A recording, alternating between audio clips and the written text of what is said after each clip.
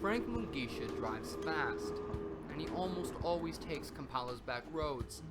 He believes it's not safe for him to linger anywhere in public, because Frank is a homosexual, in a country where gay is the dirtiest of words. You were telling me before how much you like this car. Why do you like your car so much? Sometimes when I have to run away from the mobs, so it's easy for me to drive very fast and run away. So you need a fast escape car? Yes. As chairman of the organization Sexual Minorities Uganda, Frank Mugisha has become a target for the anti-homosexual lobby, the church, and even the law of the land. Legally, in Uganda, it's a crime, it's an offense. Morally, it's an abomination to us. And biblically, it is a sin and an abomination. And as a pastor, as a religious leader, as a Christian leader, I've got to stand by what my Bible teaches me. Pastor Moses Male wants to rid Uganda of all gay and lesbian influence, and it seems he has the people's ear. You're most welcome, Pastor. Thank you very much. I'm the leader of the National Coalition Against Homosexuality and Sexual Abuses in Uganda. This is a coalition that was established in 2008. And we said, no, time has come for us to equip our people, to sensitize them, so that the many people who fall victims of homosexuality, the homosexuality cult, are minimized. And that's why we launched the campaign. Of course, it has Tonight's popular radio session with Moses Male is just one of many in a long campaign. Sheila Mugisha is a lesbian. She's lived her entire life under attack by people like Moses Male. Even the Lord said that, please forgive them, they don't know what they are doing. I think time will come, then they will know what they are doing. Though it might take them time, but it's not their fault. I tell America, I tell Europe, I tell your opinion on everything. Uganda is a deeply Christian country. But if you leave your country to go down with homosexuality, with sin, and go to hell, you perish, you fail. We must love Where the church and state work hand in glove. and preach salvation.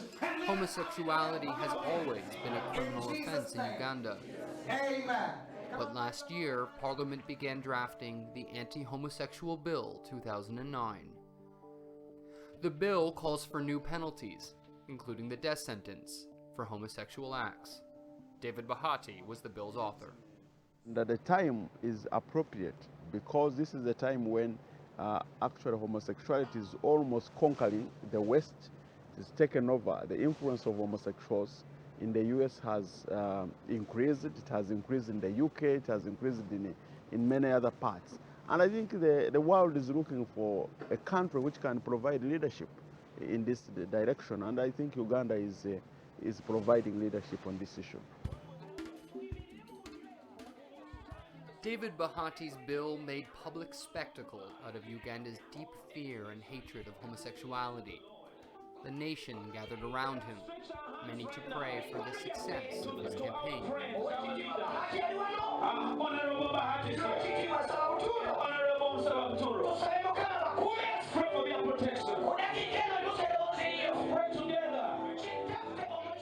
We don't want homosexuality in Uganda, full stop. And as the anti-homosexuality campaigners stepped into the spotlight, Uganda's sexual minorities were pushed further into the shadows. Right now they want to use the law to silence us so that we don't speak out at all. And they speak out. And imagine if they are the majority, and the majority is speaking, that means we are going to be discriminated even the more. The homophobia is going to increase. But in Uganda, people like Frank who speak out for gay rights or live an openly homosexual lifestyle do so at great personal risk. Now, what happens if right now people come in and take me away and I disappear forever and I'm never seen again? What happens if the neighbors just decide, if they had a meeting when I wasn't around, they said, let us go and kill this homosexual tonight? Daily life on the street has become even more difficult for Uganda's sexual minorities since the campaign for the bill began. Not yet passed into law, the bill has already further criminalized Frank and others in the eyes of the public. Many Ugandans have taken the law into their hands and they have been started attacking homosexuals, beating them up. They have landlords have thrown people out of their houses because they are saying if this legislation is passed and I have a homosexual who is my tenant, then I become a criminal. So it is better I throw you out now before the law is passed. Good morning. Morning. How are you? I'm good. How are you feeling? Feeling much better. Pepe works with Frank on advocacy for sexual minorities. Kampala is one of the places that is known for mob injustice, I call it that. So anything can happen. You can move on the streets and, you know, someone can say the homosexual is doing something. Just that word alone is going to draw attention and something can happen. So that we live in fear of all the time. Sheila's worst fears were realized at only 12 years old. She had already started to show interest in other girls, and she then became the target of what is known here as curative rape. Curative rape is the process of sexually assaulting someone, hoping that that process will turn them into a heterosexual. Yeah, And this has happened to you. it has happened to me. Can you tell me anything about that? At the age of 12, I had a friend at home. And actually, usually these things are done by our friends. But I had always told him my secrets, my stories, my encounters in bed. So he would tell me, but you know what? I want to teach you how to play with boys, not with girls. He put his leg here, and then he got into my body, into my vagina, and I screamed because I'd never had any sex. I'd never known, you know, any of those practices. So then after he's like, from now you're going to learn how to play with boys. As a result of the rape, Sheila became pregnant at the age of 12. Her family took her to have the child aborted, but the effects of the rape continued. I went to a certain AIDS information center in Mengo with a friend. I took a test and it was positive. Sheila has lived with the HIV/AIDS virus now for almost 20 years, but she's constantly harassed and is almost always on the move. Uganda's Minister for Ethics and Integrity, James Buturo, didn't believe a word of it. I've never heard of that actually, but they lie a lot, lies. They use that as a major tool because you see, that's the only way they garner sympathy from all over the world. Now the idea that in Uganda we have plans to kill gays, you know that the bill of Honorable Bahati is intended to kill homosexuals. That is a view which the entire world has got, yet it's not the case. There is a clause, however, that does allow Yeah. capital punishment for repeated acts of homosexuality in that bill. Now, remember, that is a proposal of a member of parliament. We have not yet discussed this as lawmakers, and I do believe that clause will change. The death sentence is the most contentious part of the anti-homosexuality bill. Lad Rakafuzi is a lawyer representing Uganda's homosexual community. When you have not killed a person, really, it would really be very difficult to be sentenced to death. It has not happened before.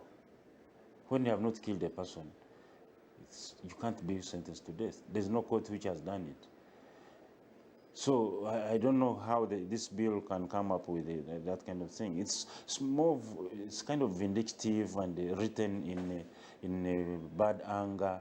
It's not really meant to solve problems of society. Even if the death penalty is removed, the anti-homosexuality bill would still have sweeping powers under the clauses that deal with the promotion of homosexuality. If the Anti-Homosexuality Act were to be passed, courts like this could have their hands full. A whole range of everyday behaviors, including public touching, text messaging, or reporting on a gay or lesbian issue, would be criminalized. Even witnessing an act of same-sex public affection and failing to report it to the authorities could land you in the dock. I think the bill addresses the real problem. And the real problem is promotion of homosexuality in Uganda.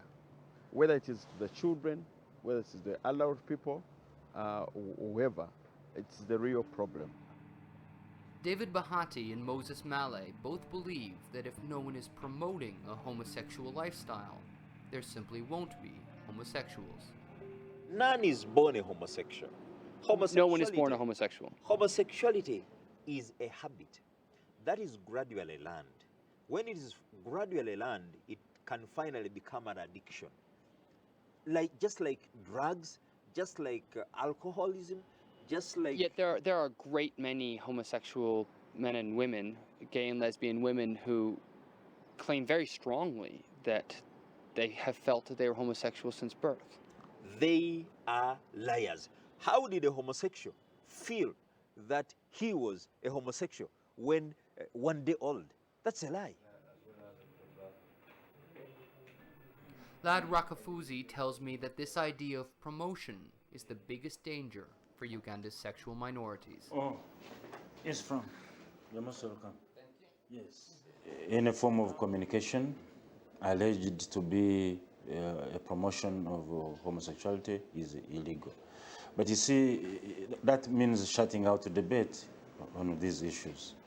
So, which means it will infringe on the freedom to speak and freedom to communicate and to receive information. It can mean any kind of promotional materials like brochures. It can mean any kind of information on health. It can mean any kind of information on HIV/AIDS. Promotion can mean any kind of donor funding coming in for non-governmental organizations or human rights groups who are working on sexuality, which also includes same-sex. The government says that the bill has drawn a long bow to protect the people of Uganda from a force that has been let loose on its streets and back alleys, what James Baturu calls the Western homosexual juggernaut. I do see the homosexual juggernaut really all out to impose a way of life on everybody. And that's why in our country, which is, by the way, the reason we're discussing this, there has been a huge amount of aggressive promotion, you know, in our schools, in our communities, by groups that are largely from outside this country. We've seen a lot of funding going to community groups with a view that these groups can now begin to promote homosexuality in our land. What Baturu calls a homosexual juggernaut, others call a Western human rights agenda. Uganda has come under heavy fire from Western governments over the bill.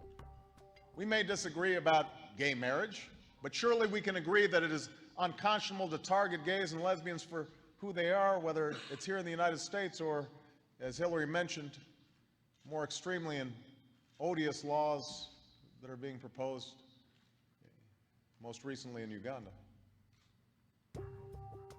Threats have been made to withdraw foreign aid money and even ban the bill's author from traveling to the West. The reaction by the international community and everybody who has been negatively reacting to this testify to the fact that indeed this was a big problem. So it is. So you feel that proves you're right? It proves me right that what I'm engaged in is worth engaging in. Many here have pointed to an influx of American evangelical influence and money in the last 2 years as the beginning of the public outcry against homosexuals. It's not just for America. Come to the youth of Uganda. Separate yourselves. Go into a life of fasting and prayer. And keep on praying, keep on praying. We have friends who are evangelicals in the US, and they're being supportive. Some confidentially supporting this, others, very few openly in support of this, because of the fear to be blamed back home. And we truly accept that. Bishop Christopher Sanyonjo was threatened with excommunication from the Anglican Church of Uganda for defending the rights of homosexuals. But that bill is draconian and is forcing people into hiding. In what way is the bill draconian? In that, first of all, you have to report. Me as a counselor, I would be reporting people who are homosexuals. If I don't, I could be punished. So anybody working with another person is supposed to report that person. And again, the punishments, the penalties are so severe, ranging, say, from 5 years, life imprisonment, even to have some people sentenced to death.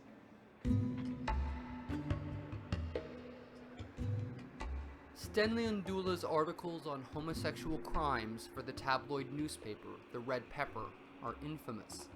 He has named and shamed more homosexual men and women than any other writer. But even Stanley is looked on with suspicion. For them, they believe that anything you write about homosexuality is promotion. So they think that I'm working with the activists to promote homosexuality in Uganda. So it is quite striking. Far from promoting homosexuality, the Red Pepper goes so far as to out homosexuals in its most popular section.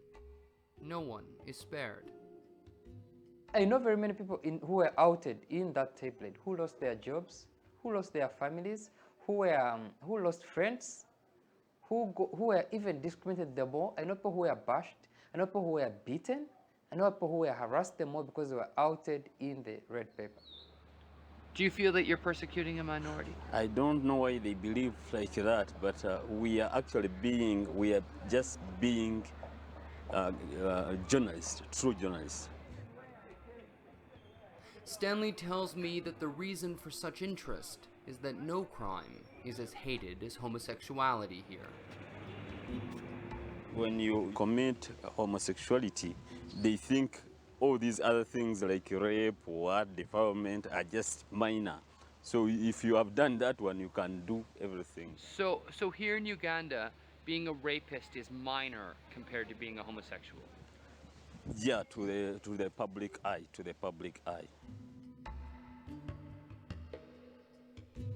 Even Lad Rakafuzi's clients that have committed murder have an easier time in court than his homosexual defendants.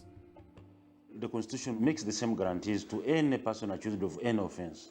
But the court of public opinion here is that these guarantees are easier available for other crimes, including murder, than for homosexuals. It's better to be a murderer here than a homosexual. That's how it looks, because it seems they are saying that, you see, well, you can get annoyed and kill your friend.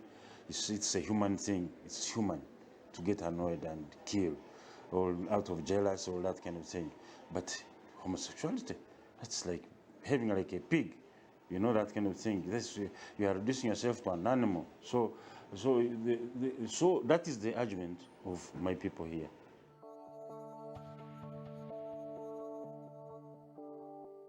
For all the long days and months of battling between government and human rights groups.